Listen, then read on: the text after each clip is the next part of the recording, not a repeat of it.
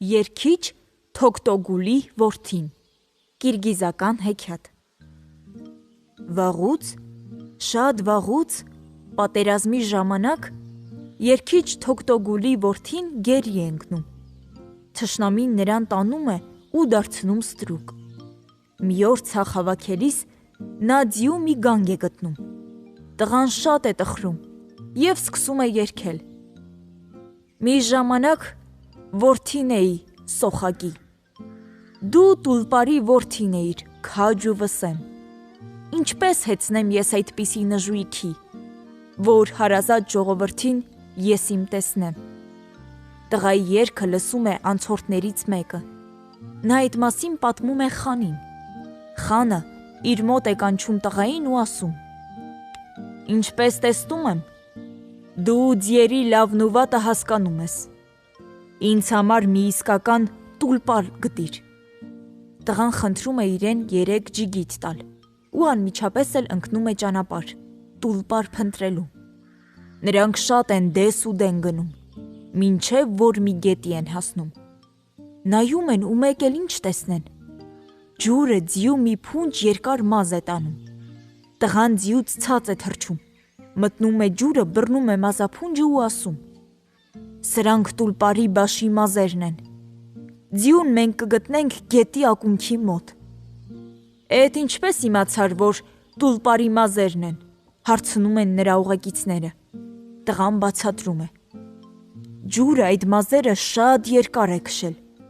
դրանք հաճախ են կառչել ափի քարերից, բայց դեմ չեն առել, ուրեմն հասարակ ձիու մազեր չեն սրանք։ Նրանք շարունակում են իրենց ճանապարհը և արոտատեղում գետի ակունքի մոտ մի քարավանի են հանդիպում,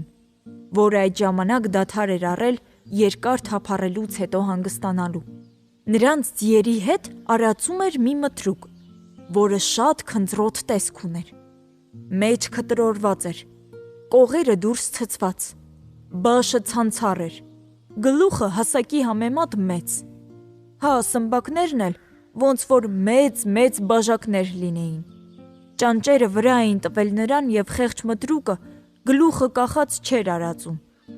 Տղան իր ուղեկիցներին ցույց է տալիս այդ մտրուկը և ասում. Էս ձին իսկական տուլպար է, քարավանապետի հետ լեզու գտնենք և առնենք այն։ Ջիգիտները սակայն չեն հավատում, ու տղան ստիպված է լինում նրանց երկար ժամանակ համոզել։ Ի վերջո նրանք որոշում են. Եթե տղան խանին գանգատվի, որ մենք տալպարը չենք ցանկացել առնել, նա մեզ կպատժի։ Քանի որ խանը հավատում է տղային, ուրեմն մենք էլ նրա ցանկությունը պիտի կատարենք։ Նրանք առնում են ձին ու բերում խանի մոտ։ Ով որ ձիուն քամից կհանի, նա կստանա մեծ պարգև, հայտարարում է խանը։ Բայց ջիգիտներից ոչ մեկին չի հաջողվում այդ բանը։ Ձին պիտի խամից հանի նա, ով դրան գտել է, ասում է տղան։ Տվեք ինձ, խան։ Խանը համաձայնում է։ Տղան սկսում է խնամել ձիուն, ինքն է կերակրում, ջուր է տալիս, ինքն էլ հեծում է, և երբ հասնում է ժամանակը, գալիս է խանի մոտ։ Տերին, ով որ հեծնի ես տուլպարին, միշտ էլ կհասնի իր նպատակին, հապա փորձիր հասնել ինձ, ասում է տղան ու առաջ սլանում։ Ջիգիտները քառատրոփ սլանում են նրա ետևից, բայց ոչ ոք չի կարողանում հասնել։ Հետապնդողների մեջ աչքի է ընկնում մեկը, նա որ սլանում էր սև ձիուն նստած։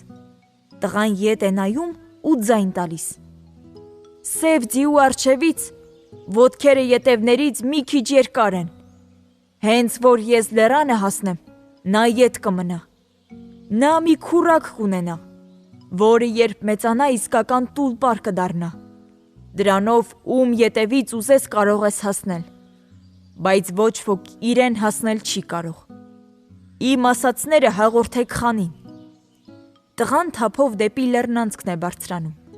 Սև ձին բավական ետ է մնում։ Այսպես տղային հաջողվում է գերությունից փախչել